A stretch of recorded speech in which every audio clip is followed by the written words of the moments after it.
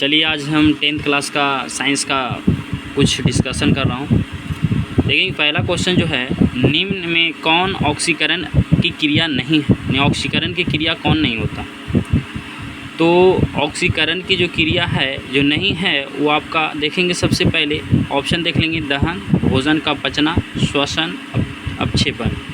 तो हमारा श्वसन जो है नहीं है।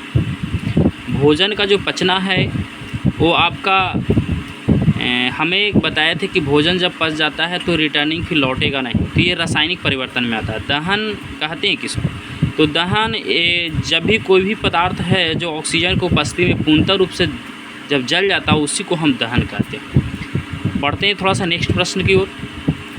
निम्न में से कौन विस्थापन अभिक्रिया का उदाहरण है। विस्थापन हम बताए थे बाबू, किसी भी जो एलिमेंट्स होता है यानी कोई भी कंपाउंड में आपस में जुड़कर है ना, कोई एलिमेंट्स हटकर दूसरे भी किसी एलिमेंट्स के साथ जुड़ता है, वही विस्थापन होता है। तो हम देखेंगे विस्थापित किसमें कौन हो रहा है। ये तो हमें टूट रहा है, इसमें भी हमें देख रहे हैं तो टूट ही रहा है, और यहाँ पे जुट रहा है, विस्थापित नहीं हो पा रहा है ना। और इसमें देखेंगे यहाँ से हमारा ये SO4 है जो हमारी इसके साथ क्या हो रहा है, विस्थापित हो रहा है, यानी विस्थापन अभिक्रिया क्या होगा, सी आंसर होगा। Fe + Cu SO4 जैसे हमें अभिक्रिया करते थे FeSO4 + Cu का निर्माण करता है, ये विस्थापन अभिक्रिया का उदाहरण है। नेक्स्ट प्रश्न की ओर जाएंगे। समीकरण 2H2 + O2 समीकरण जब करता है 2H2O का निर्माण करता है, तो एक प्रकार की क्या है, एक प्रकार की देखेंगे आपस में जुड़ गया, इसी को हम संयोजन कहते हैं, इसी को संयोजन अभिक्रिया कहते हैं। भी देखिएगा संयोजन अभिक्रिया इसमें है। वियोजन में होता है कि किसी भी कंपाउंड से कोई एलिमेंट्स एक या एक से अधिक रूप में टूट जाता है, वो वियोजन कहलाता है। अब आगे बढ़ते हैं थोड़ा सा। रासायनिक अभिक्रिया के दौरान किसी भी पदार्थ में ऑक्सीजन का योग कहलाता है। क्वेश्चन फिर से सुनेंगे। रासायनिक अभिक्रिया के दौरान किसी भी पदार्थ में ऑक्सीजन का योग कहलाता है। क्या कहलाता है, अपचयन कहलाता है। यानी अपचयन कहने का मतलब ऑक्सीकारक, जी बिल्कुल नहीं कहलाता। उपचयन यानी इसका मतलब होता है ऑक्सीकरण, बिल्कुल सही बात है, ऑक्सीकरण होता है। संक्षारण होता है जो जंग लगने का काम होता है, यानी लोहे में हवा और नमी की मात्रा जब आपस में जुड़ती है तो वो प्रकार के क्या होता है, संसरण लगता है, यानी जंग लगता है। इसको रोकने के लिए हम जस्तीकरण करते हैं। नेक्स्ट प्रश्न की ओर बढ़ते हैं। रासायनिक अभिक्रिया के दौरान, रासायनिक अभिक्रिया के दौरान किसी पदार्थ में ऑक्सीजन का ह्रास होता है, क्या कहलाता है।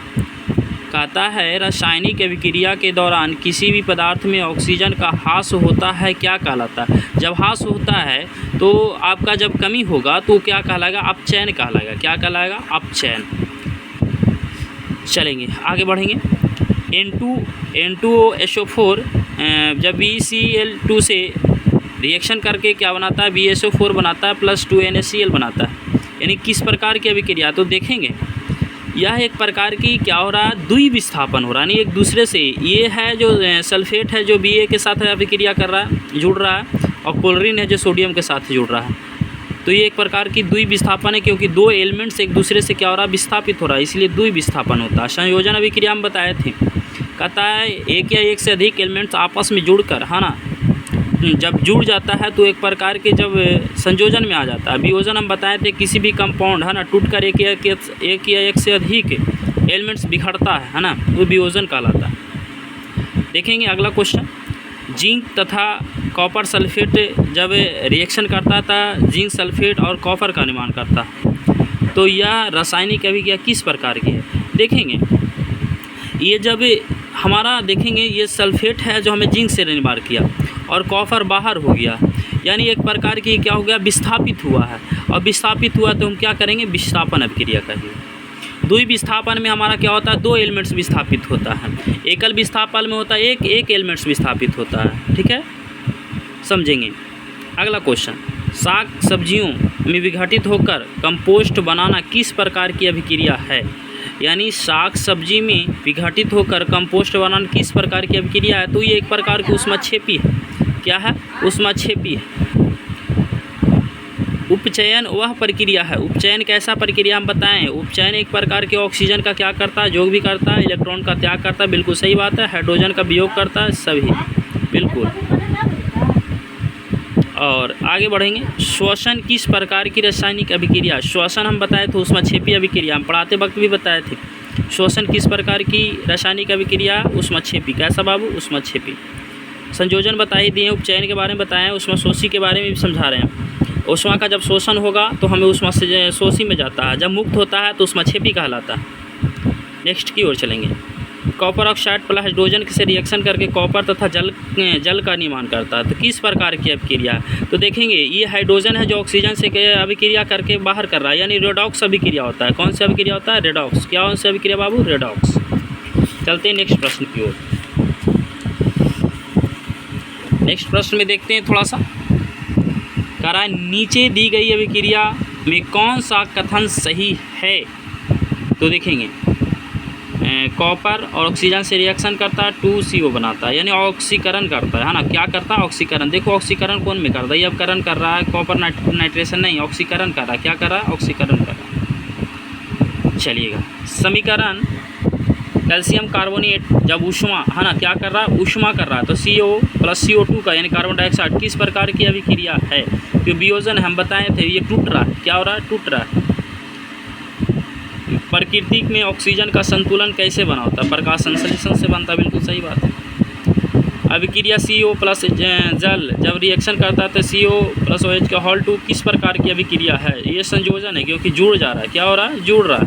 हम बताया ऐसे जल के एक अणु में हाइड्रोजन के ऑक्सीजन की परमाणु संख्या का अनुपात क्या होता है? जल का सूत्र होता है क्या बाबू? H2O। ये कहता है अणुओं को है ना, यानी कहने का मतलब ये जो होता है अणु उसमें परमाणुओं की संख्या का अनुपात, यानी हाइड्रोजन का कितना है? 2, ऑक्सीजन का कितना है? 1, यानी 2 अनुपात क्या होगा? 1। देखेंगे 2 अनुपात क्या है? 1। सिल्वर आयोडाइड का रंग कैसा होता है? तो पीला होता है। कैसा होता है? पीला होता है। मैग्नीशियम के फित्ते देखेंगे आप लोग, जब जलता है तो वो कैसा होता है? श्वेत होता है। चलेंगे निम्नलिखित में कौन सा युग्म एकल विस्थापन? एकल विस्थापन में एगो विस्थापित हो रहा है, एकल विस्थापन है ना। देखेंगे ये 2 हो गया, 3 हो गया, यानी कहने का मतलब है तो AgNO3 होता है, प्लस कॉपर बाहर होता है। थोड़ा सा और प्रश्न देखेंगे, कुछ शेष बचे हुए प्रश्न पहला चैप्टर का रासायनिक अभिक्रिया का। देखेंगे नाइट्रोजन डाइऑक्साइड के धुएं का रंग होता है कैसा होता है? भूरा होता है, लाल होता है, हरा होता है या पीला होता है? तो भूरा होता है। कैसा होता है? भूरा होता है। चीनी का रासायनिक सूत्र क्या होता है? चीनी का रासायनिक सूत्र देखेंगे बाबू, इसको हमें मिथनोइक बोलते हैं। क्या बोलते हैं? मिथनोइक।